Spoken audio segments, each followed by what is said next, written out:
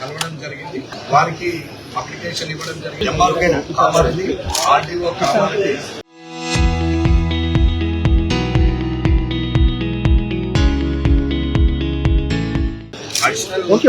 Revenue Kamareddy గారికి right information act లో కూడా లెటర్ ఇవ్వడం జరిగింది. మీకు తెచ్చాలని చెప్పాము. ఎవ్రీ ఫైల్ ఉంది కానీ నేను ఇస్తే అథెంటిక్ కాదు కాబట్టి కలెక్టర్ గారు, ఎంఆర్ఓ గారు, ఆర్డీఓ గారు సమాచార హక్కు చట్టం కింద డాక్యుమెంటేషన్ క్లియర్ చేసి ఇస్తే అది నిజమనేది తెలుస్తుంది. కాబట్టి ఈ ఇష్యూకి మేమేం తప్పు చేయలేదు, మా నాన్నగారు ఏం తప్పు చేయలేదు అనేది ప్రజలందరికీ తెలవాలని చెప్పేసి రైట్ ఇన్ఫర్మేషన్ యాక్ట్ లో ఇవ్వడం జరిగింది. అలాగే కలెక్టర్ గారికి పర్సనల్ ఇవ్వడం జరిగింది. కలెక్టర్ గారితో చెప్పాం ఏది నిజం, ఏదైతే నిజమో అదే చెప్పాను. నేనేం కానీ నిజాయితీ ఉన్నవాడికి భయమే లేదు కాబట్టి ఎక్కడ తప్పు చేయలేదు, మనకు భయము లేదు. ప్రభుత్వం వాళ్ళదే, అధికారులు వాళ్ళే, వారే ప్రభుత్వంలో ప్రభుత్వ సలహాదారుగా ఉన్నారు. 2 నిమిషాల్లో డాక్యుమెంటేషన్ అంతా తీసుకురావచ్చు. కానీ ఇది నచ్చేందుకు ఎందుకు గొడవ చేయాలి? రాజకీయ లబ్ధి కోసం చేస్తున్నటువంటి వ్యక్తే కానీ ఎన్నడూ కూడా ఇప్పటి వరకు చేసినటువంటి డాక్యుమెంటేషన్ క్లియర్ చేయాల్సిన బాధ్యత అప్పుడు 2004 నుంచి 2009 దాకా మంత్రిగా ఉన్నారు. మరి అప్పుడు చెప్పొచ్చు కదా, అప్పుడు చేయలేదు. ఇవాళ ప్రభుత్వ సలహాదారుగా ఉన్నారు. మరి ఇప్పుడు కూడా ముఖ్యమంత్రి రేవంత్ రెడ్డి గారు ఉన్నారు.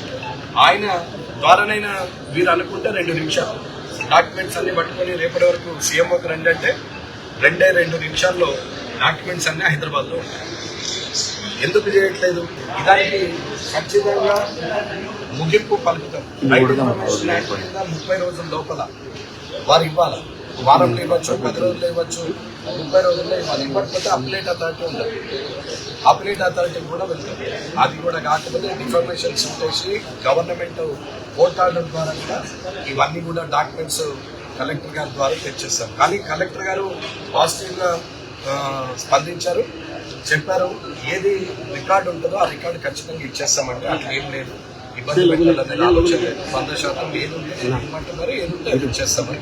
263.5 ఎకరాల్లో 1964 నుంచి ఈ రోజు వరకు 263.5 ఎకరాల్లో ఏ దానికి ఎంత అలొకేషన్ చేశారు, ఎప్పుడెప్పుడు చేశారు, ఏ సర్వే నెంబర్లో ఎంత ఎక్స్ప్లెయిన్ చేశారు, ప్రజా ప్రయోజనాల కోసమైందా లేకపోతే స్వార్థ ప్రయోజనాల కోసమైందా, దాన్ని నిగ్గుదించండి.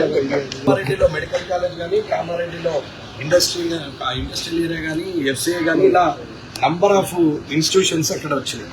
ఇవాళ ఆ భూమే కనెక్ట్ చేయకుంటే కామారెడ్డిలో ఏముంటుండే ఇది అర్థం చేసుకోండి. 2004 నుంచి 2009 వరకు ఉన్నటువంటి వైఎస్ఆర్ గారు ముఖ్యమంత్రిగా ఉన్నప్పుడు తెలంగాణ యూనివర్సిటీ కామారెడ్డిలో తీసుకొచ్చే దమ్ము తెలివి లేదు ఈయన. అది కొత్తగా డిచ్పల్లిలో పెట్టాల్సిన పరిస్థితి వచ్చింది. ఇక్కడ ఆల్రెడీ ఎస్టాబ్లిష్మెంట్ ఉంది, అదే యూనివర్సిటీని ఇక్కడ పెట్టవచ్చు కదా, భూములు ఉన్నాయి, బిల్డింగ్లు ఉన్నాయి. మరి ఇక్కడ పెడితే తక్కువ ఖర్చులో ప్రభుత్వంకు ఖర్చు తక్కువ, ప్రజల మీద భారం పడకుండా ఉంటుంది కదా. కానీ అది చేయలేదు. ఎందుకు? ఒక్క మోడల్ స్కూల్ అన్న తీసుకొచ్చింది. అన్ని కాన్స్టిట్యున్సీలో మోడల్ స్కూల్. నేను జిల్లా పరిషత్ చైర్మన్ ఉన్నప్పుడు నేను సదాశివ్ నగర్లో కూడా మోడల్ స్కూల్ తీసుకొచ్చి పెట్టాను. కనీసం ఎక్కడైనా ఇంజనీరింగ్ కాలేజీలు, కర్షక్ అంటే కామారెడ్డి ఇంజనీరింగ్ కాలేజీలు వస్తే అవి హైదరాబాద్ షిఫ్ట్ అయితే ఏం చేసిండు? 8.5 ఎకరాలు భూములు దున్నితే, గ్రౌండ్ను దున్నితే దాని వెనకాల ఉన్నటువంటి వ్యక్తులు ఎవరు? వడ్లోళ్ళు కేసేస్తే వాళ్లకు మేము డాక్యుమెంట్లు 2010లో పడేసినప్పుడు ఆస్తుల పరిరక్షణ కమిటీ సభ్యులకు చెప్పడం జరిగింది. అన్న కోర్టులో ఫైనల్ ఉంది, మీరు అటెండ్ కాకపోతే అది వాళ్ళ సైడ్ అవుతుంది, మేమైతే పోమో, మాకు అవసరం లేదు అని చెప్పారు. వీరు పోలేదు, అక్కడ 1 సైడ్ అయింది. 1 సైడ్ అయినాక డాక్యుమెంట్స్ ఎవరి పేరు మీద అయింది?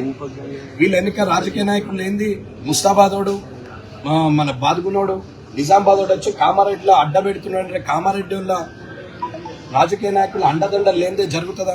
ఇవన్నీ ఆలోచించాలి అందరూ. కాబట్టి ఈరోజు కలెక్టర్ గారు సానుకూలంగా స్పందించారు.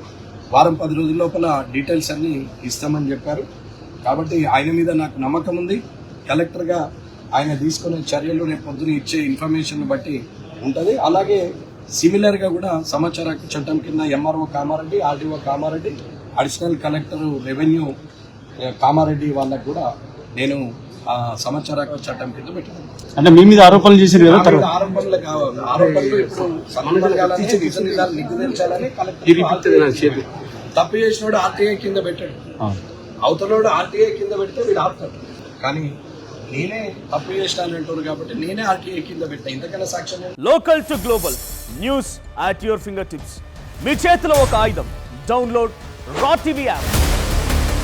Media legend Ravi Prakash is back.